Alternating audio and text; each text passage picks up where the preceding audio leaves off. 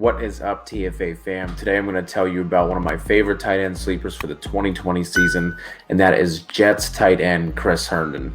According to 4for4 draft ADP, he's currently being drafted as tight end 23 in the 16th round. So you basically don't even have to draft this dude, but I believe he has tight end 1 upside, which would be crazy value for your drafts. Now, Herndon was basically non-existent last year, right? He started off 2019 with a 4-game suspension and then didn't even get on the field until week 10 because of a hamstring injury. Once he got in, he played 18 snaps and then suffered a rib injury and was placed on IR for the rest of the season.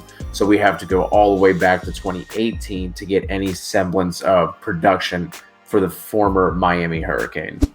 So if we look at the fantasy football season for 2018, which is weeks 1 to 16, you shouldn't be playing in week 17.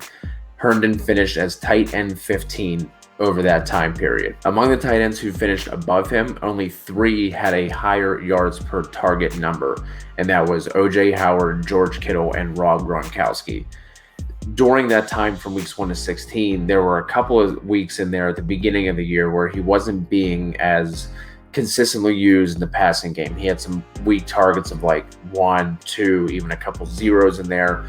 But once he started seeing more targets on a regular basis beginning week 7, he would have ranked as tight end 6 during that time. So from week 7 to 16. The Jets had their bye week 11 that year. So during that 9-game stretch, Herndon was 5th in air yards among tight ends, and he was actually 2nd in ADOT among tight ends who had at least 30 targets. Now, if we look at just the Jets during that time, so again from week 7 to 16, he was 3rd in targets, 2nd in yards, and he tied Robbie Anderson for 1st in touchdowns with 3 over that 9-game stretch. Now, if we look at Adam Gase and his history with tight ends, yes, I know it's going to be a little dicey considering his years in Denver with Peyton, but if we look at when he's been either a head coach or an offensive coordinator, there are only 2 years in which his offenses failed to get a 15% target share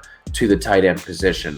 And that's kind of the bare minimum of what we're looking for in terms of fantasy-wise in order to produce a tight end 1 season. If we go back 5 years, the only really outlier during that time was Vance McDonald in 2018 when he had an 11% target share and he finished as tight end 11, I believe it was. So he was a back end tight end 1 during that time. Now let's look at the Jets in 2020. The target volume should absolutely be there for Herndon. According to Sharp Football Stats, the Jets have the 3rd most difficult strength of schedule in the NFL in 2020. And that's not even taking into consideration the losses on defense of Jamal Adams via trade and CJ Mosley, who just opted out due to COVID. So the Jets are going to be playing from behind early and often, which is obviously going to lead to the need to increase their passing volume because they're just going to be playing catch up the entire time. And if you look at that roster and the depth chart, the only pieces to that offense that Sam Darnold has any rapport with is going to be Lev Bell and Jamison Crowder. Now, we love Denzel Mims here. You will never hear me say a disparaging word about Denzel Mims, but the fact is they're just not going to have a lot of time to be able to gel and get that offense together.